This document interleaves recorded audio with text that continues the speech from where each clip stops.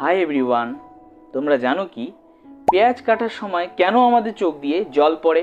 চলো আজকে এই ভিডিওতে সেটা দেখে নিই। পেঁয়াজের মধ্যে অ্যালিনেজ নামক এক ধরনের এনজাইম থাকে, যা পেঁয়াজের মধ্যেই থাকা প্রিন্স কোষ সঙ্গে বিক্রিয়া করে 1-প্রোপানাইল সালফোনিক অ্যাসিড উৎপন্ন করে। এই 1-প্রোপানাইল sulphonic acid lachrymatory factor synthase enzyme বা LF সিনথেস এনজাইম এর সঙ্গে বিক্রিয়া করে প্রোপান ইথাইল এস অক্সাইড নামক এক ধরনের গ্যাস উৎপন্ন করে।